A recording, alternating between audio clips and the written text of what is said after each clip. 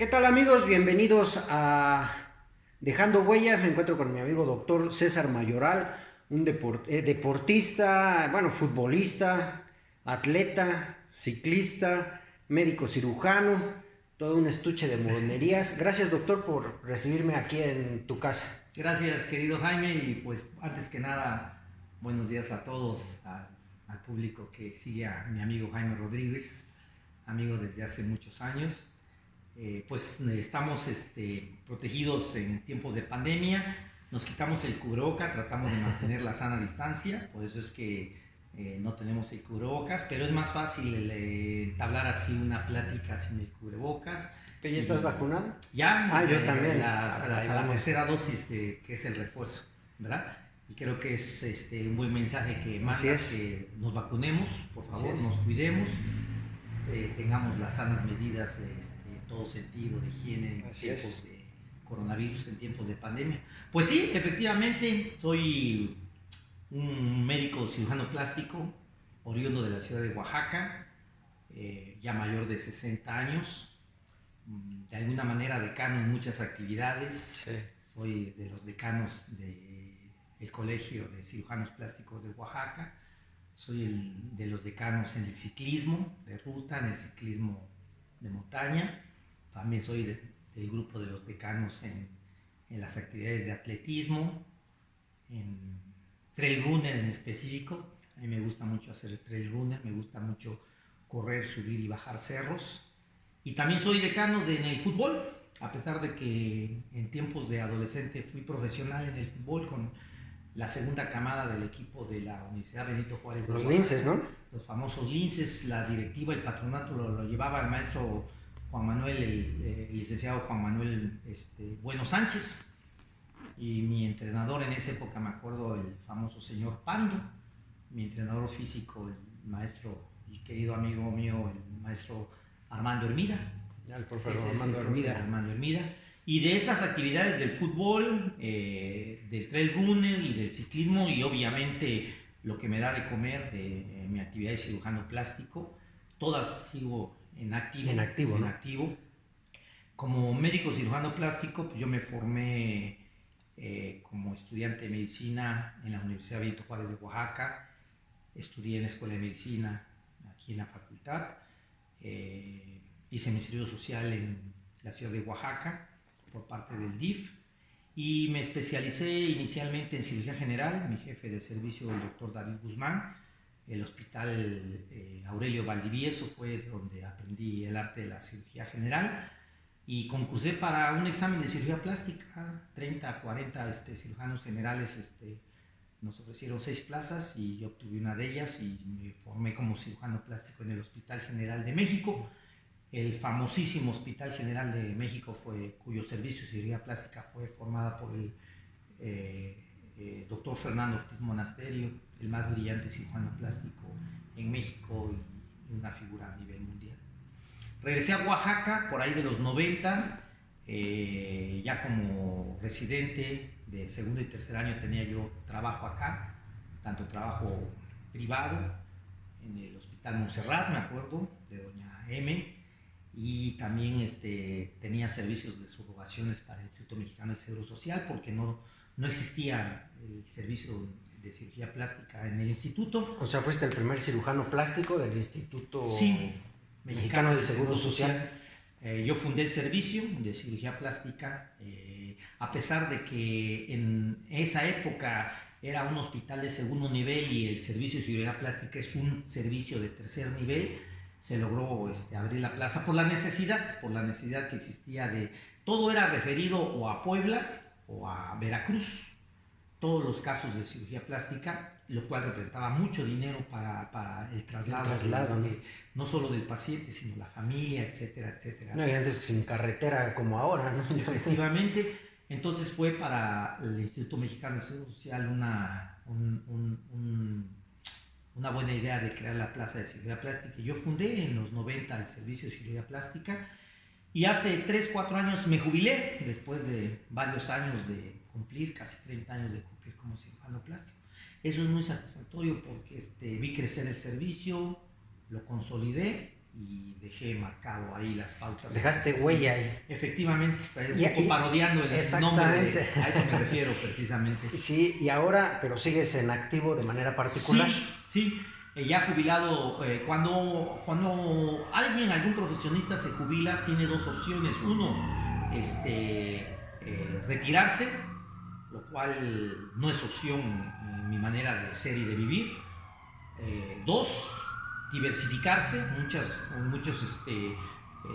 personas que se jubilan del instituto crean alguna otra empresa de deporte, de trabajo, algún comercio, algún negocio.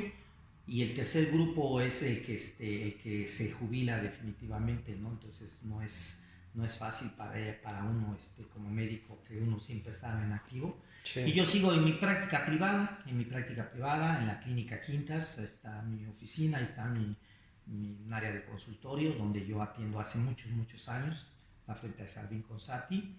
¿Cuál es la dirección, doctor? La dirección es Clínica Quintas, es la calle Díaz Quintas, número 107. Es prácticamente, da al Jardín Consati, muy cerca de la Clínica 1 de Medicina Familiar. Mi secretaria es la señora Norma, ella está hace 20 y tantos años con nosotros. El teléfono es 951-51-530-46.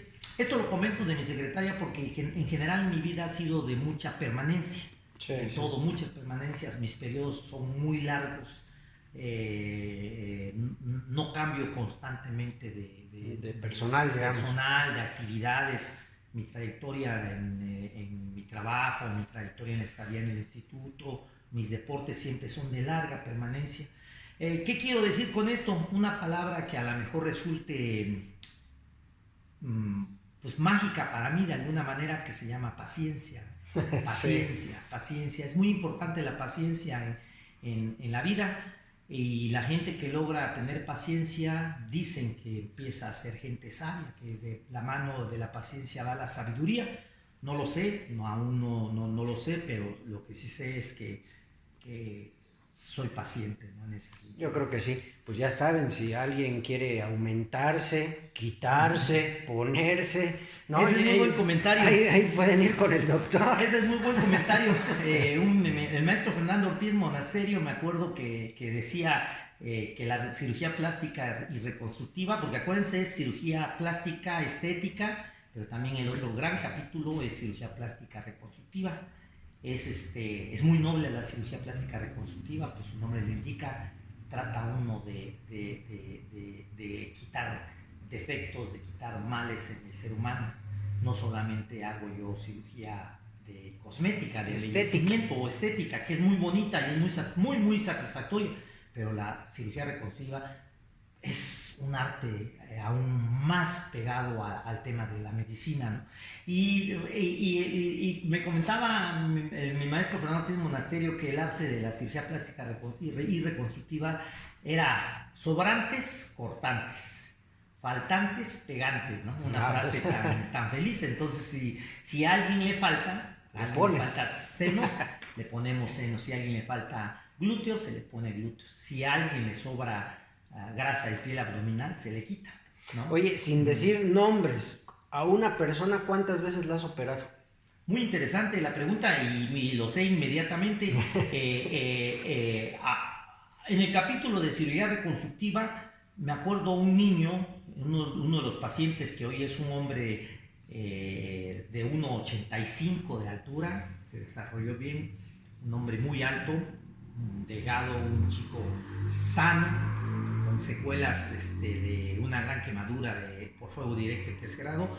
A él lo metí diario a quirófano durante 3 meses. Entonces, más o menos recibió, por decirlo mínimo, 90 cirugías para pues, sus aseos quirúrgicos, poner piel, volver a las curaciones. Era un bebé, se cayó en esa época, tendría 2 años y medio, 2 años el bebé, pero ahí está. Ese es el arte de la cirugía. Y en relación a la cosmética, sí, tengo algunas pacientes y eso es muy bonito porque es un poco como el tema del médico en familia. Antes, en los 60, en los 50, había el médico que iba a visitar las casas. que era el médico de familia, Sí, sí. que atendía desde el abuelo hasta el recién nacido. Entonces tengo algunos pacientes que soy el médico en familia en temas de cirugía estética, digamos, de cirugía cosmética, y sí, alrededor de unas 8 o 10 operaciones por lo menos. Sí. Que son, digamos, de esas 10, 12 operaciones, son 3 o 4 grandes y el resto de las operaciones son lo que nosotros llamamos pequeños retoques, ¿no? Algún detallito que quiere. Más aún ahora con la tendencia que hay de usar productos de relleno o productos que aligeran arrugas, botox, ácido hialurónicos, Sí. etcétera. Entonces, pues son muy fáciles de hacer los retoques, ¿no? Uh-huh. Doctor, muy importante que las personas que están viendo y que quieran hacerse una cirugía vayan con un médico certificado, para que no le vayan a pasar de que con lo de esta Alejandra Guzmán, que luego le tienen que andar sacando cosas de las pompas, Sí. ¿no? O sea, tiene que ser con un médico certificado. Certificado por la Asociación Mexicana de Cirugía Plástica y Reconstructiva. Mi certificado de mi examen fue en Tabasco, me acuerdo, mi certificado o mi certificación de cirugía plástica y reconstructiva es un diploma avalado por dicha asociación, ¿verdad? En el caso de Alejandra Guzmán es muy interesante porque a veces la cultura o la información médica no va de la mano del dinero. Alejandra Guzmán y todo lo que representa a su familia es gente pues de la farándula, gente adinerada, y se menciona en el caso de ella de que asistió con una media curandera, Sí. le aplicaron aceite de guayacol, comprar aceite de guayacol, creo que el litro cuesta, en esa época costaba 6 pesos, una cosa así, y aplicarle el aceite de guayacol en los glúteos era, a lo mejor le cobraron en esa época 100, 200 pesos, ¿no? Pero el daño que causaron es muy grave, ¿no? Permanente casi. Es permanente. Es permanente porque no solo es el daño que produce la inyección del aceite, en este caso de aceite de guayacol, sino la respuesta que desencadena en el cuerpo humano. Y la respuesta que desencadena es una reacción inflamatoria generalizada y localizada, y se produce lo que llamamos múltiples granulomas. Entonces no solamente lo que colocan, sino la reacción que desencadenan en el organismo. Y el aceite de guayacol no se absorbe, es como una raíz de un árbol, se va por todos lados, por lugares declives, entonces por ahí todo donde anda el aceite pues produce bolas de cicatriz que le llamamos reacción a cuerpo extraño, granulomas por reacción a cuerpo extraño.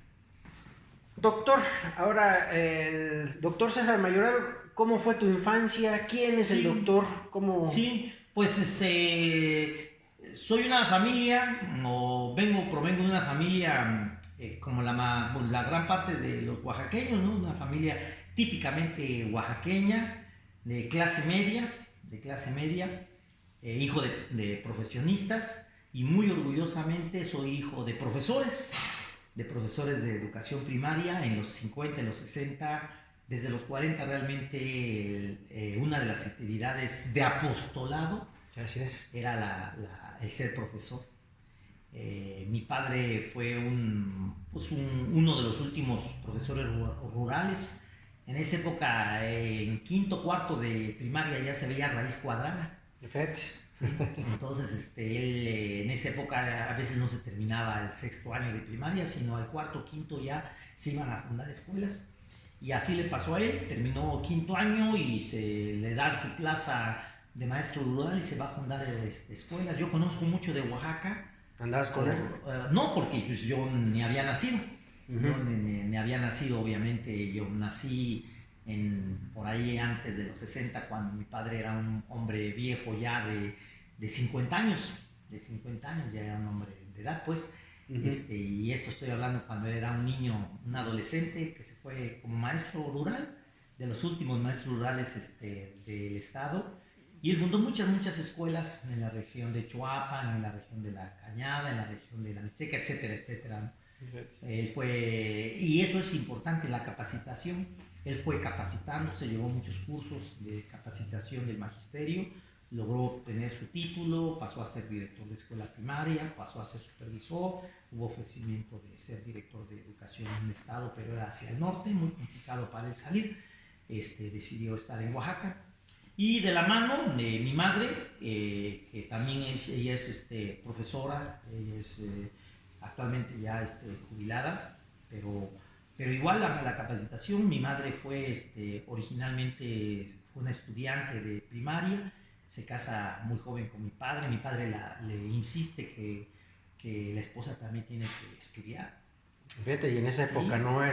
era así, ¿no? No era así, estoy hablando de los 55, 56, se le dijo, esposa, tienes que estudiar, y se puso a estudiar, se capacitó, tuvo su plaza de profesora, igual, muchos años trabajó en grupo, creó varias escuelas, me acuerdo una muy famosa, la Colonia Lindavista, otra en el Atoyac, ahí cuando empezaba a formarse pues esa parte de las riberas del río Atoyac. Varias escuelas, estuvo en Jojo. En Jojo es muy bonita esa anécdota porque nos íbamos en el tren. Las clases empezaban a las 9, entonces me llevaban el tren, yo era un niño de preescolar y me llevaba... Bueno, porque tu casa estaba ahí cerca, ¿no? Sí, frente a la estación de ferrocarril, ahí, y ese es muy buen comentario, Jaime, porque como yo crecí enfrente de un jardín, Jardín Madero, y crecí en las faldas del lado, digamos, poniente del Fortín. Del cerro, ¿no? Del cerro. Fueron mis dos lugares de hacer ejercicio. Salir al jardín a jugar con mis amigos, como se estilaba en esa época. Se jugaba pues, a las escondidas, se jugaba a la rueda de la fortuna, se jugaba al fútbol. A los quemados. Los quemados, todas esas actividades que eran evidentemente físicas, pero también también era de habilidad manual. El avión, por ejemplo. Sí, sí. Y alternar, pues, tanto con las compañeras como con los compañeros. Y mi escuela primaria estaba enfrente, la famosa, no sé si es tan famosa, pero sí la Héroe de Nacosari, ¿no? Si estuviste tú, es famosa, doctor. La Héroe de Nacosari. Entonces, pues así es el tema de mi infancia. Mi infancia, como cualquier niño, las infancias siempre son bellas. En esa época el niño oaxaqueño era muy bien protegido. Todo lo que es medios electrónicos y todo no existía, sino todo era a través de la palabra. Vi a tu hijo en la soledad, vi a tu hija en tal lugar, vi a tu hijo en la iglesia, vi a tu hijo que estaba en la estación. Todas las familias así se conquistaban, ¿no? Y era muy respetada la figura del niño y como un controlador de actividades, me acuerdo la famosa imagen de los robachicos, ¿no? Exacto. Era el control de... Si no te portas bien, va a llegar el robachico. Nunca vi el robachico, sin embargo siempre le teníamos miedo al robachico. Exacto. Oye, bueno, sé que no tuviste algunos problemas de salud cuando eras niño, ¿no? Sí, de hecho yo no debía haber vivido, ¿no? Yo no debía haber vivido porque yo fui un niño, aunque muy feliz, como niño fui un niño muy enfermizo, porque yo desde niño siempre nací con un problema de bronquitis aguda, se me hizo bronquitis crónica y un componente de asma. Entonces yo recuerdo muy bien esa época, fui muy bien cuidado por mi madre. Mi padre obviamente andaba en sus actividades escolares, pero mi madre me cuidó muy muy bien y yo sobreviví gracias a los cuidados de mi madre, en honor a ella. Yo recuerdo muy bien que un día estaba enfermo y el otro también, entonces yo faltaba mucho a las clases. Pero era muy interesante porque el tema en esa época era que el niño enfermo pues no podía salir de su cuarto, ¿no? Y yo me asomaba, yo oía los juegos de mis hermanos o de los niños que llegaban a la casa se fue grande pues para donde se jugaba y todo, y oía a través de la puerta y yo me asomaba a la puerta e inmediatamente me decían, cierra esa puerta, no puedes tú salir. Te va a entrar el chiflón. Te va a entrar el chiflón o te va a entrar el aire mal encontrado, ¿no? Y yo añoraba esa parte de estar sano. Otra imagen que yo recuerdo de esa época, una época muy, muy, muy especial porque llena de felicidad, pero al mismo tiempo de enfermedad, y el niño no percibe muy bien dónde termina la felicidad y dónde está el riesgo de muerte.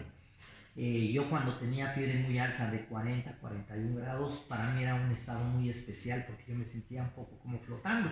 Alucinando, digamos. Alucinando, exacto. Entonces yo no distinguía muy bien el estado de salud y ese estado de contemplación o un estado prácticamente de fiebre muy alta.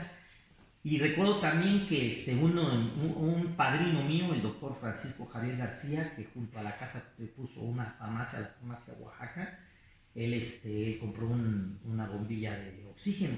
Cada vez que yo tenía mi crisis de bronquitis o de asma, él me proporcionaba el oxígeno.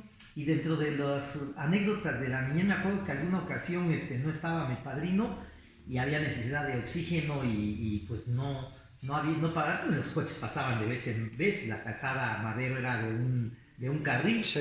y yo todavía la conocí prácticamente de tierra. Entonces, habían en esa época las patrullas de la policía, 1962, eran jeepsitos, eran las patrullas. Entonces yo me acuerdo que en una crisis que tuve, envuelto en cobija, vi como estaba yo en un jeepsito de la policía, me llevaron en el jeepsito a la policía, al hospital del Iste, que después, muchos años después, fui a buscar dónde estaba el hospital del Iste, era una casa acondicionada, y me acuerdo que rompieron ahí el cristal pues, donde había el tanque de oxígeno, de ese tipo de anécdotas como niño. Pero algo que sí marcó diferencia es esa vela en la madrugada, esa pequeña vela o ese pequeño foquito muy bajo de 5 watts a lo mejor, y mi madre dándome el jarabe a la hora que el doctor indicaba, el antibiótico o el jarabe o el spray, ¿no? para la enfermedad. Eso marcó para mí salud. Y también me encontré con el detalle de que cuando yo estaba sano o relativamente sano, me iba al jardín, y cuando yo jugaba con los chamacos, nuestros camaradas, los niños, pues al fútbol o cualquier actividad, yo respiraba mejor. Entonces, siendo muy niño, 4 o 5 años, me di cuenta que si yo hacía el ejercicio, me sentía yo bien. Y pues fue poco a poco, dentro de mis limitaciones como niño, fui pensando que eso me ayudaba. O sea, que el ejercicio era tu medicina. Sí, pues. De alguna manera sí, y se volvió pues un estilo de vida, desde niño, pues siempre fui muy activo en ese sentido. Ahí el tema era cómo hacerle para lidiar como hijo de profesores. En esa época, los que éramos hijos de profesores generalmente éramos estudiantes destacados. Obviamente porque el ejemplo que nos ponían los papás era, claro. La mesa eran siempre ver libros. Las pláticas, ya siendo adolescentes, eran discusiones filosóficas o pedagógicas, ¿no? Siempre. Me acuerdo, en esa época de adolescente, mi padre era aristotélico y mis hermanos, y de alguna manera yo, éramos marxistas-leninistas. Entonces, pues... Entonces se ponía buena la plática. Sí, hasta los pleitos, diríamos, en encontradas posiciones filosóficas, ¿no? Pero todo eso alimenta el espíritu y alimenta la diversidad, que creo que es parte de la tolerancia, ¿no? Empiezas a hacer ejercicio y bueno, tienes habilidad para el deporte, en este caso iniciaste en el fútbol. ¿Cómo fue que te fuiste sobre el fútbol? Sí, como yo jugaba en el Jardín Madero, como todos los jardines, había mucho fútbol, el famoso fútbol de las calles o el fútbol de cascarita. Las cascaritas de los jardines, y eran las horas hasta que oscureciera. Sí, o aún más, ya como había un poco de luz y el chamaco es muy intuitivo, pues eran las 11 de la noche y ahí seguíamos en nuestras cascaritas. Y así pasé creciendo en el jardín, llegué a la secundaria, y en la secundaria había un equipo de fútbol. Imagínate, en la ETI 14 en esa época, hoy la ETI ST1, si mal no me acuerdo, la 1, en ese entonces la ETI 14, quien llevaba el equipo de fútbol era el maestro Volca, reconocidísimo entrenador, y con todos los Chemas Martínez y todos sus hijos, talentosísima gente, imagínense la calidad. Y yo, pues yo los veía jugar porque yo no tenía obviamente nivel, yo no sabía que yo podía jugar bien al fútbol, yo sabía de mis cascaritas de niño y de adolescencia. Y en prepa fue cuando entré a prepa, a la 1, a la universidad, es cuando me di cuenta que sí tenía yo, pues diríamos, no sé cómo decir si cualidad, pero sí me gustaba. La movía. La movía. Y siempre cuando me preguntan, hay gente que muy agradablemente me dicen, doctor, usted es muy bueno en deporte, en la bicicleta o en la carrera o en el fútbol. Yo les digo, realmente no soy bueno, sino más bien soy entusiasta. Siempre he usado la palabra de que soy muy entusiasta. Y yo creo, Jaime, que yo no soy un agente de talento, yo creo. Yo creo que más bien soy un agente de la famosa cultura del esfuerzo. Persistente. Persistente, sí. Y lo que sí sé es que soy muy autocrítico conmigo y sé mis propias limitaciones. Por ejemplo, en esa época de prepa, yo no tenía talento para meter goles. Tenía talento para la media, para defender balón, correr o de la defensa. Corro, sigo corriendo rápido. Sí. Soy rápido y siempre he sido delgado, entonces era muy rápido, pero no tenía talento para marcar goles. Cuando pasó el tiempo y yo era un hombre ya de 30 a 35 años, algo cambió, que me gustó meter goles, entendí el arte de hacer goles y me volví delantero y muchos campeonatos de goleo he tenido, ya como digamos de los 30 hasta la fecha soy delantero, cualquier posición me ponen de centro delantero, extremo izquierdo, extremo derecho, sé qué hacer con el balón y sé marcar goles, sé cómo puedo marcar goles. Yo creo que ahorita le dicen ahí con tu equipo, dénsela a Mayo y que se haga pelota. Sí, ¿no? sí, y digo, ahora juego en la categoría, la de mayor edad, los decanos, le llaman Aries. Pero yo de cariño le digo que somos en la categoría cadáveres o cadáveres, Highlander, ¿no? Sí. Es la última categoría, ya no hay más, es la última categoría. Y es complicado en tiempos de pandemia. Ahorita yo juego con el equipo Nazareno. ¿Por qué el equipo Nazareno? Yo muchísimos años jugué con dos equipos profesional con la Guapo y después pasé a formar parte del equipo Prepa de Julio Ortiz, Universidad de Hermida y Vocacional de Román Cuevas. Son los tres equipos que siempre anduve en esa liga, ¿no? En la Sabatina.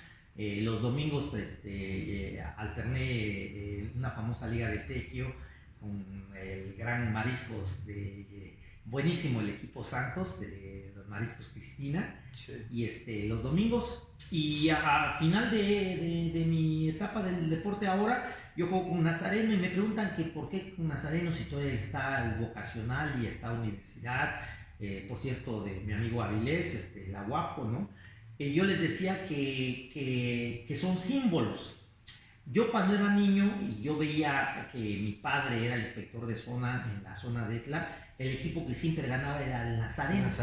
Y Nazareno venía a jugar los campeonatos estatales acá, las interzonales, y ganaba Nazareno. Muy buenos jugadores y siguen ellos, delgados, rápidos. Y entonces un poco, yo recordaba, yo no jugaba, repito, fútbol, y yo veía a esos niños, pues siguen siendo mis héroes, ¿no? Y fue muy bonito y reencontrarlos y regresar lo mucho que como niño a mí me dieron. Imagínate, querido Jaime, lo que representa. Y ha funcionado también con el Nazareno, que llevamos al hilo 2 campeonatos de Aries. Estamos buscando el tercer campeonato. Chuscamente, como todo no chuscamente, al contrario, más bien es una tragedia. El segundo campeonato nos tocó jugar contra el equipo de Guadalajara, el famosísimo Guadalajara. También de Xochimilco, ¿no? Guadalajara lleva 65 o 70 años de existir, pero resulta que llegó la final, pero la ganamos por default. ¿Por la pandemia? Por la pandemia. Entonces, obviamente, a lo mejor algunos compañeros del equipo de Guadalajara ya no estaban o estaban enfermos, y el famoso... no quisieron salir. Y la famosa pirámide. Cada vez somos menos, entonces ganamos por default. Por default ganamos ese campeonato. Pero eso quiere decir que los de Nazareno, como decías, se mantienen haciendo ejercicio, y el ejercicio otra vez es salud y es vida. Exactamente, y ese yo creo que es el mensaje en tiempos de pandemia.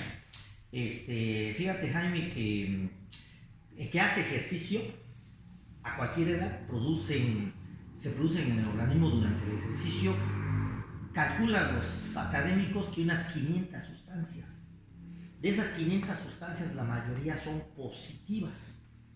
Y algunas pocas sustancias, más o menos unas 40, 50 de esas 500, son negativas para el cuerpo humano. pongo todo el capítulo de las famosas sustancias oxidantes. Las sustancias oxidantes son las sustancias que se van acumulando, como el óxido de hierro, se van acumulando en las células del cuerpo humano y que son el motivo que los cuerpos envejezcan y que al final del ciclo los cuerpos mueran, ¿verdad? Pero son pocas las sustancias que oxidan al cuerpo, la mayoría son sustancias beneficiosas. Y hay un capítulo muy establecido en los neurotransmisores, que son neurohormonas o hormonas neuroendocrinas de la felicidad. Por eso se siente tan bonito hacer deporte, porque se secreta serotonina, dopamina, noradrenalina, norepinefrina. O sea, son sustancias de la felicidad. Por eso eres tan feliz y lo contagias, doctor. Sí, y se vuelve uno adicto. Sí. Se vuelve uno adicto a esas sustancias porque es reiterativo.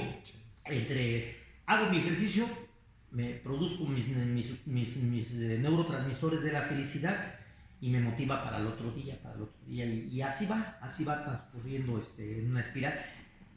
Muy importante en lo de pandemia, Jaime, de esas sustancias en el ejercicio, específicamente hay 6, como esas sustancias que se producen, actúan en todo el cuerpo, pero de esas son 6, si no es que ya más ahora estudiadas por la pandemia, hay 6 sustancias muy específicas que se alojan en el epitelio del tejido pulmonar, en unas partes que se llaman receptores AG2R, donde el coronavirus se implanta.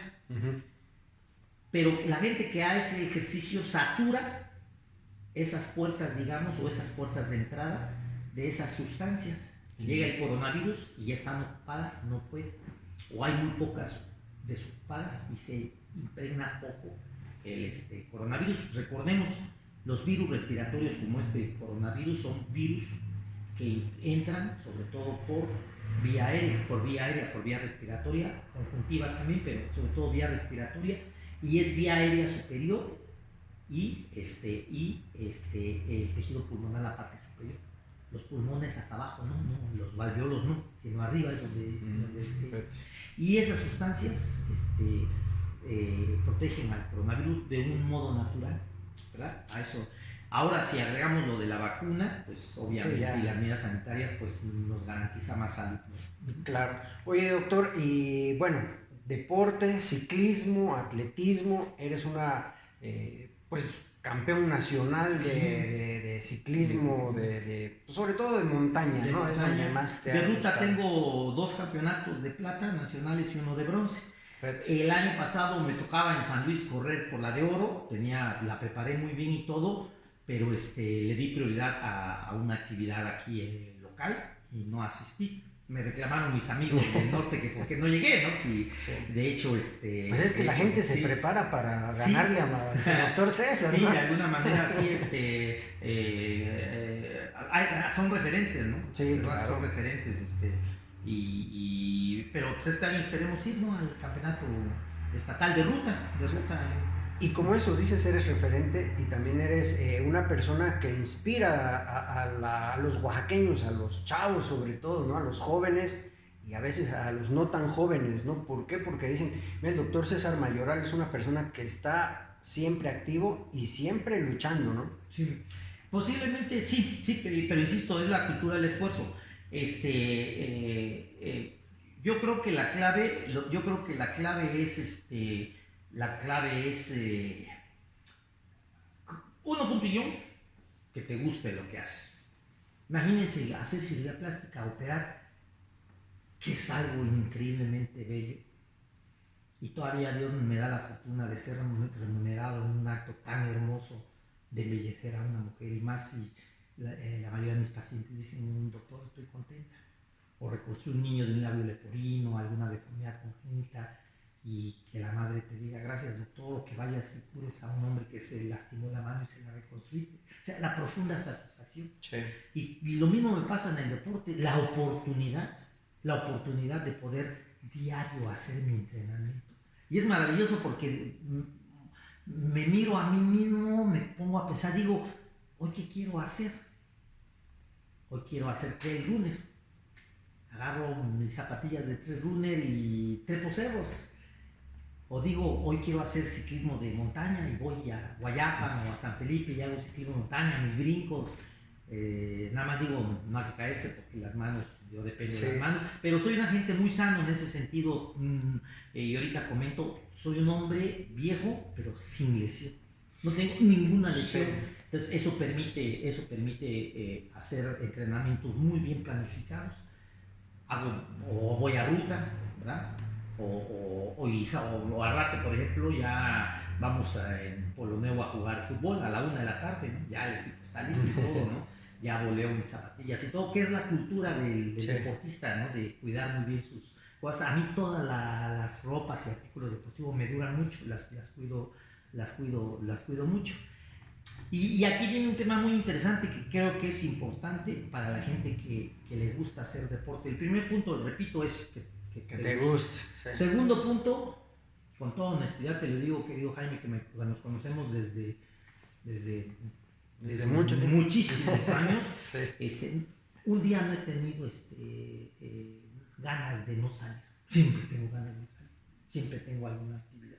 Las pocas veces que no salgo, obviamente, siempre planifico muy bien mis cirugías, mis compromisos profesionales, que la prioridad es, primero, el servicio profesional, el trabajo profesional.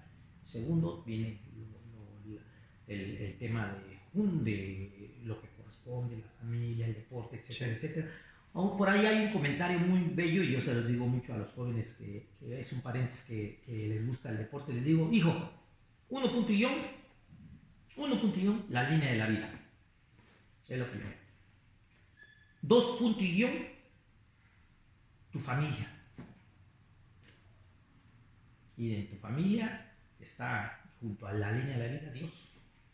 Ahí está entremezclado en la línea de vida y en la familia Dios. Y en los adultos, junto a la familia, en el punto 2 está el trabajo, la responsabilidad profesional que acabo de comentar. Y la gente que no tiene actividades profesionales, que son estudiantes, les digo, el tercer punto es tu estudio. Sí. Tu estudio, ¿no? En las personas que ya trabajan, pues el punto 2, la familia y el trabajo.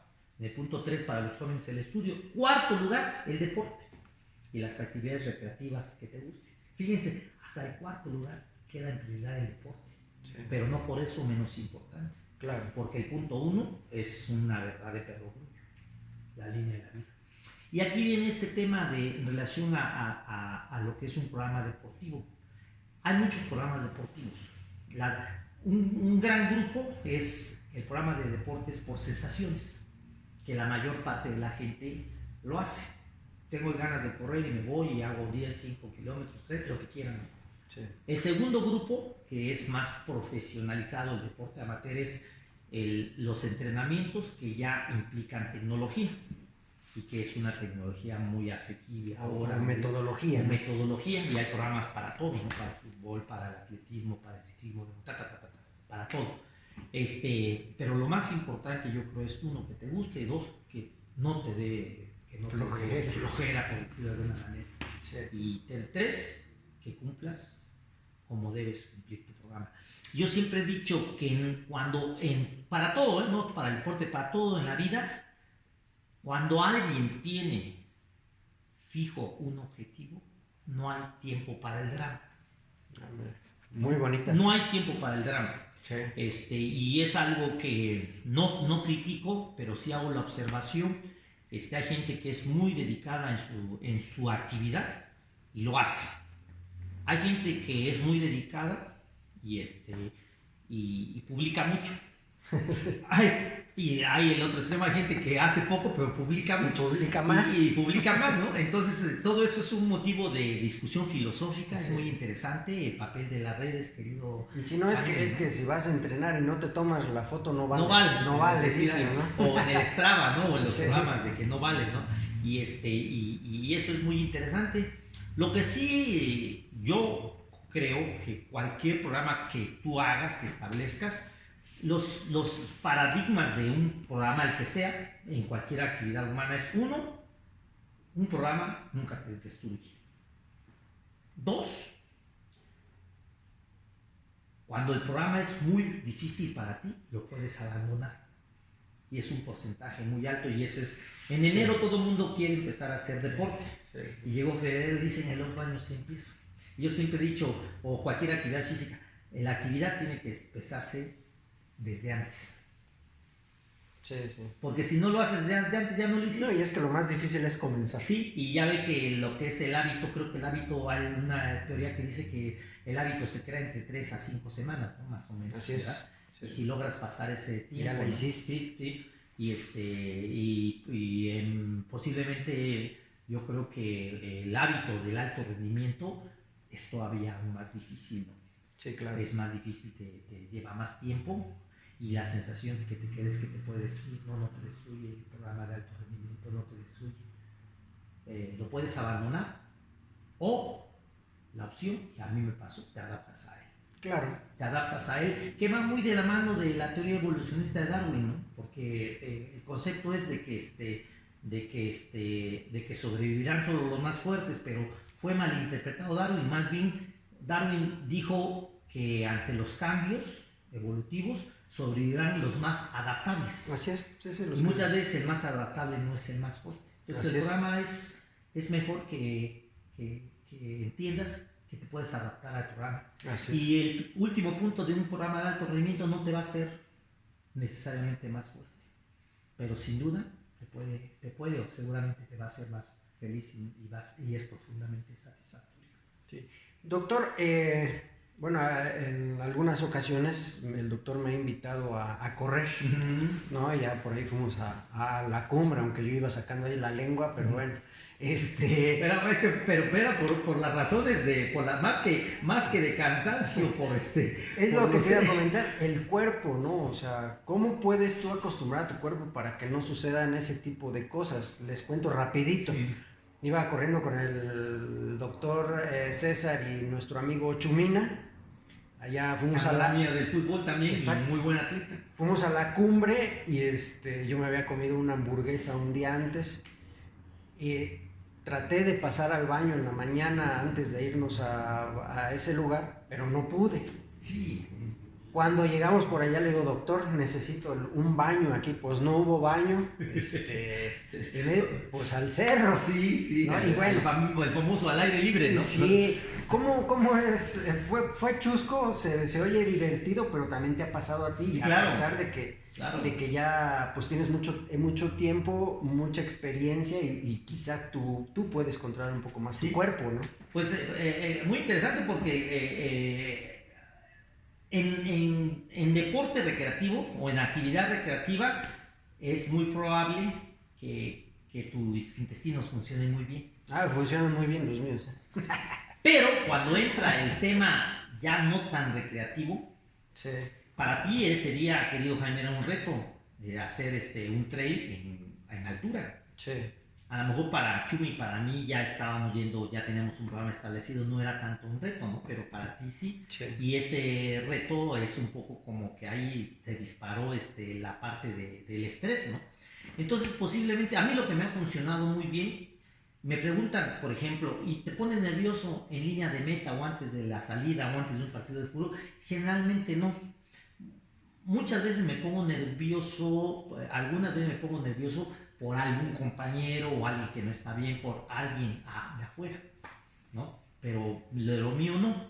Pero no hay manera de evitar el estrés. Por ejemplo, en ciclismo de montaña, en línea de meta, cuando sé que es una pista técnica, el estrés es eso, no puedo caerme, no puedo fracturarme, no puedo herir mi mano, yo opero hoy en la tarde, opero mañana, yo no puedo darme el lujo pues de lastimarme la mano. Esa parte es parte de estrés. A mí lo que me ha funcionado, y creo que es un buen consejo para todos, es el famoso hábito en la evacuatoria. Hay gente que funcionamos muy bien con horario.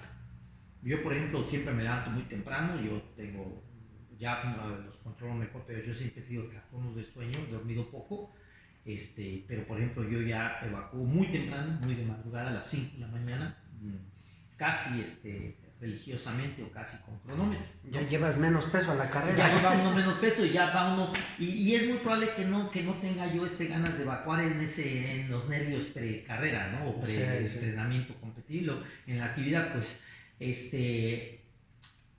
segundo, ser sano, porque a veces yo me acuerdo, por ejemplo, yo creo que yo tuve a los 6 meses del inicio de la pandemia, retrospectivamente yo pienso que tuve COVID intestinal, porque en mis entrenamientos yo me llegaba la urgencia de evacuar, y si en 15 segundos no evacuaba, yo donde estuviera tenía que bajarme la bicicleta o pararme en la carrera y evacuar en ese instante. Entonces aprendí a llevar el papel en ese, y fue algo en ese momento, porque fueron unas 2 o 3 semanas muy especiales. Tomé antiparasitarios, antibióticos, antievacuantes, tipo loperamida, lo que hay, nada me lo quitó. Ergo, seguramente fue viral, posiblemente fue la manifestación intestinal del coronavirus, que está descrito la forma intestinal. Nunca lo supe, lo único que sí sé como médico es que fue una urgencia diferente a las urgencias que... No, y es que cuando llegan esas urgencias, es urgencia. Y me traté con medicamento y ninguno funcionó. Entonces, pues sí, y lo interesante, se quitó espontáneamente. Entonces, seguramente fue un coronavirus intestinal. Pero son situaciones ahí más extremas. Lo habitual y lo que yo siempre recomiendo es acostumbren a su intestino, ¿no? Acostumbren a su intestino. No es fácil, pero se crea el hábito. Esto es de hábito, ¿no? Claro. Oye, doctor, ¿qué tiempo más vas a hacer ejercicio? Cuando yo hago miércoles y domingo fondos en ciclismo, puede ser de montaña, turismo o puede ser ruta. Fondos es cuando hago 200 o más kilómetros. Entonces, para mí es muy bello porque me voy y, por ejemplo, puedo irme rumbo hacia la Sierra Norte, al Llano de las Flores. Voy donde necesito mi agüita, la recargo, llevo mi comida en mis bolsitas. Tengo muy bien planificado mis fondos, que quiero ir a Yutla, que quiero ir a Rumba Tlaxiaco, a Tepozcolula, o de este lado me voy a la capilla de Camarón Yautepec, hacia ese lado me voy a las antenas de Sola de Vega. Lugares en Oaxaca son extraordinarios para hacer ciclismo de ruta, ciclismo de montaña, turismo. Igual, si no hago en mis fondos ciclismo, hago en mis fondos trail. Me voy, por ejemplo, hago la Reina y llego a las antenas y ya me bajo al punto y vuelvo a subir, regreso y completo 30, 40, 50 kilómetros de trail. Dispongo miércoles y domingo de todo el día para mis fondos. Para eso. Y con un programa, insisto, muy bien establecido. Todo esto de la actividad de lo que yo llamo alto rendimiento debe ser muy bien planificado. ¿Y qué quiere decir muy bien planificado? 3 tercios. Solo un tercio es el entrenamiento. Un tercio es la alimentación. Y dentro de la alimentación viene lo que es comer bien y los suplementos. ¿Qué quiere decir con los suplementos? Ver que no haya anemia. Si hay anemia, hay que aplicar hierro, hay que aplicar complejos B, antineuríticos, hay que meterle proteína, hay que meterle carnitina, lo que requiera el programa. Y el otro tercio es el descanso. La gran mayoría, incluso en el pelotón profesional, en los grupos profesionales, todos los entrenadores de muy alto nivel se quejan de que lo más difícil para un deportista de alto rendimiento profesional es hacer los entrenamientos y tener esa capacidad de guardar reposo.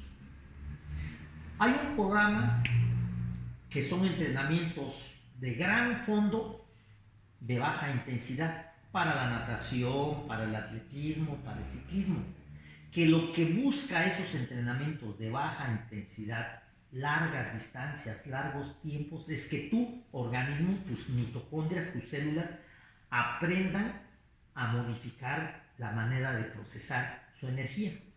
Y la energía se procesa habitualmente con carbohidratos, porque es lo que gasta menos energía, utilizar el carbohidrato.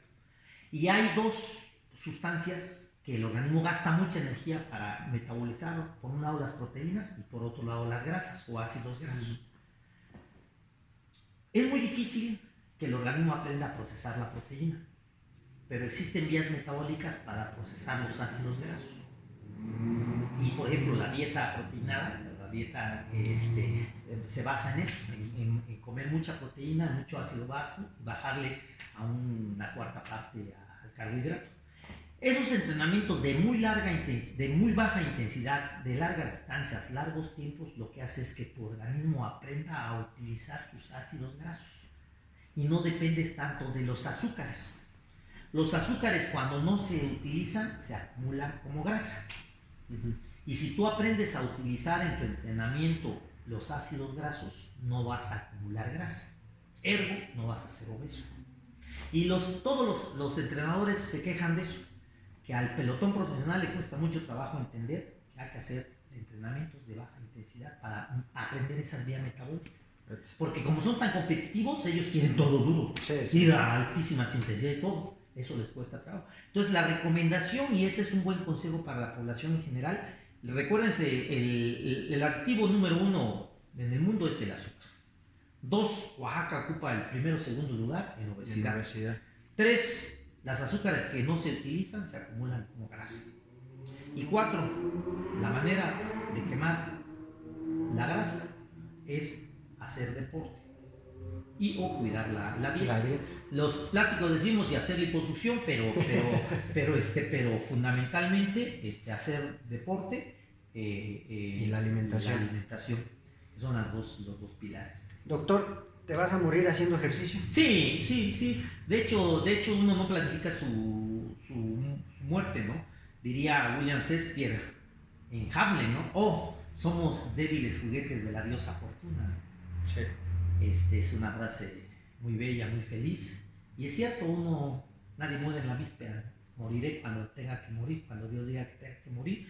Y creo que pues sería el deseo de cualquier hombre es, primero, que no es posible, primero morir sin dolor. La muerte por naturaleza es dolorosa, por la razón de la hipoxemia.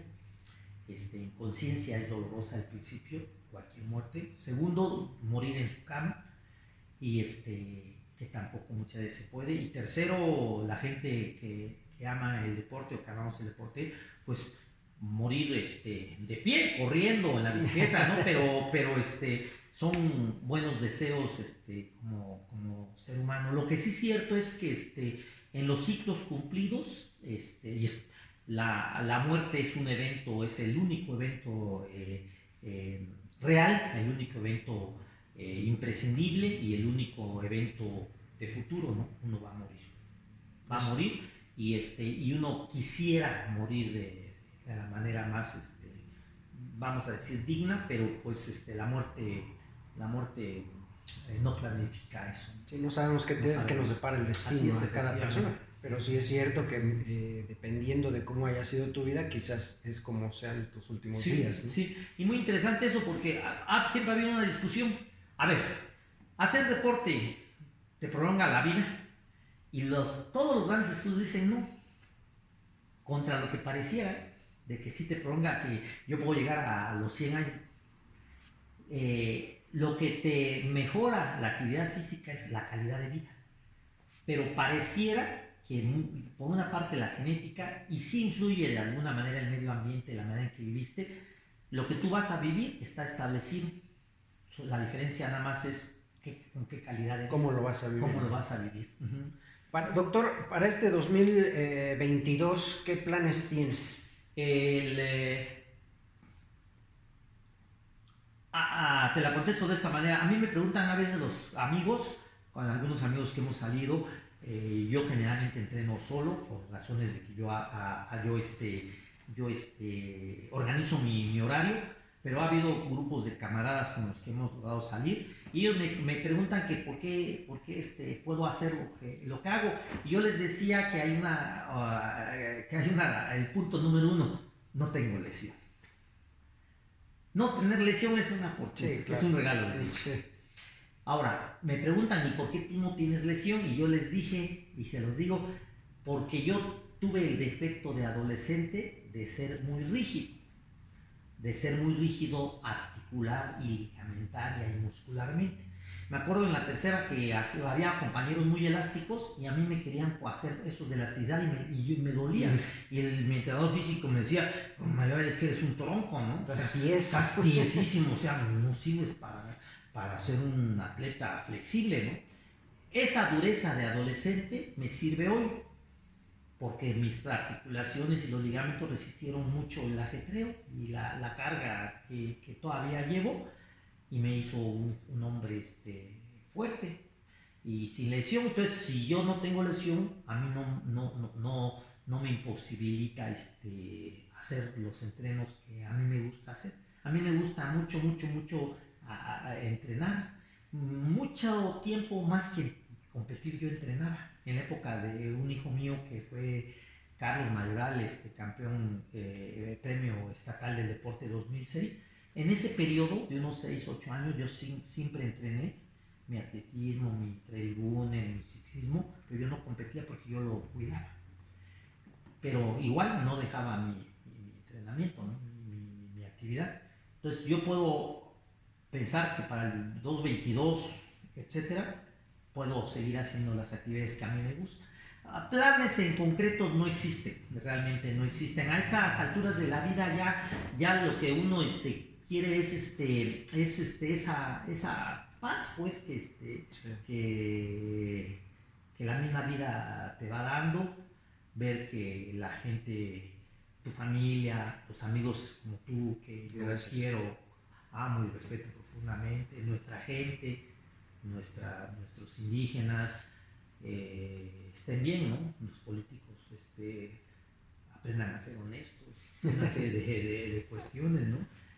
Las cosas, los tiempos están muy revueltas. Por cierto, oficialmente hace varios años está declarada la sexta extinción global del planeta, ¿no? Ya iniciamos hace algunos años la sexta extinción.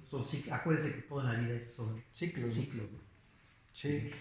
Para finalizar, doctor, ¿qué le puedes decir a esas personas que quieren hacer ejercicio pero que no se animan? Sí, pues lo más importante es que cualquier actividad humana es un regalo de Dios. Y cualquier actividad humana se tiene que hacer de verdad con gusto, con agradecimiento. Debe uno ser agradecido con Dios, debe uno ser agradecido con la naturaleza. Uno no es monedita de oro, nadie es perfecto, todos tenemos cualidades y posiblemente tenemos más defectos, pero sí tenemos, creo yo, intencionalidades, ¿no? Y una de las intencionalidades, creo yo, que es vivir lo más sano posible. A la gente cuando saludo les deseo salud siempre. De hecho, saludo viene de salud, fíjate, qué curioso, ¿no?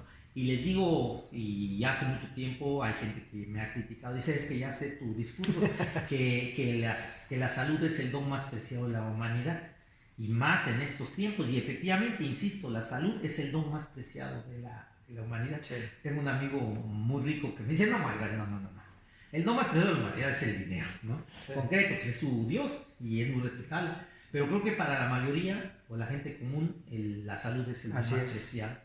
Entonces la manera de tener ese don es fomentar la salud. Y la salud, una de las múltiples maneras de fomentar la salud es a través del deporte. Y si no quieren usar la palabra deporte, diríamos la activación física, ¿no?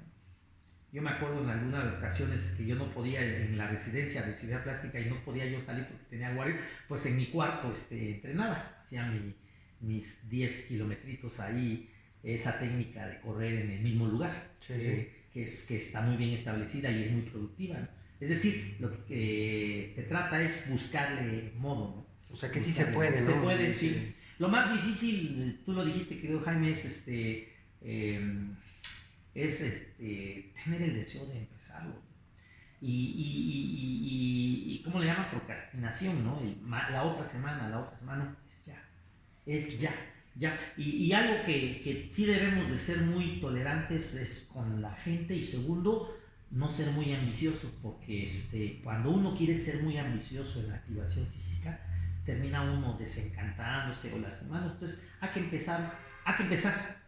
Tema 1 y 2, hay que empezar poco o mucho, pero sobre todo poco, paso a paso. Paso a paso. Eso es muy difícil porque luego hay gente, yo me acuerdo por ejemplo en algún grupo de camaradas que corríamos en la noche, una chica que no corría suficiente había una competencia y iba a entrar a los 10 kilómetros. Y otro chico o chica que ya tenía entreno iba a los 30. Y le decía a la de los 10 kilómetros, no, a los 10 no te metas, estás para los 30, ¿no? Y la convencían que se metiera a 30 y yo abría mis ojos y decía, la van a matar, ¿no? Y entonces se metía a los 30, no terminaba obviamente, ¿no? Entonces ahí sí hay que ser muy tolerante en ese sentido y ayudar, ¿no? Yo creo que el sentido de ayudar al que necesite, y creo que ese es un objetivo personal en el 22 y si Dios me permite vida en lo que siga, es en lo que yo pueda ayudar al que pueda ayudar, devolviendo un poco de lo mucho, ¿no? que me ha regalado Dios y la vida, ¿no? Pues por ahí yo propuse de nuevo volver a las carreras de la noche, el famosísimo grupo de Night Runners. Los Night Runners, ¿no? Nombre increíble y sin costo y lo único que se pedía era ser puntual y llevar la lámpara, gratuito, genial, o sea, un grupo genial, llegamos en rutas a meter 80, 90 personas corriendo, increíble, o sea, maravilloso. Martes era trail y jueves era monte y jueves era ciudad. Entonces por ahí hay un grupo que ya empezó en las noches a correr. Y hay otros grupos destacadísimos que tienen todos sus programas, Antequera, por ejemplo, ¿no? Sí. Antequera, Chintepes, tantísimos grupos que son pues gente que está en eso, ¿no? Valores tan importantes como Octaviano, Pony, el famoso carroñero, un gran líder, no solamente gran corredor, sino un gran líder. Sí, ¿no? Y ejemplo de... ¿no? Sí, y como él dijo, él tocó fondo y del fondo emergió. Así es. Así es, querido Jaime. Así es, pues doctor, muchas gracias. ¿Algo que quieras agregar? Pues deseándoles la verdad a la gente que pues a nuestros paisanos, deseándoles mucha salud, mucha salud, creo que son los mejores deseos que uno puede tener, ¿no? Y pues la búsqueda de la felicidad es algo muy bonito. No es fácil, pero se logra. Pues. Así es. Sí, querido Jaime, gracias. Muchísimas gracias, mi estimado doctor. No será la última vez, vamos a seguir platicando porque hay muchas. Y corriendo y haciendo ciclismo también. ¿no? Ahí estaremos, doctor. Claro, querido Jaime. Muchas gracias, doctor. Sí, gracias y nos vemos en la siguiente de Dejando Huella. Gracias.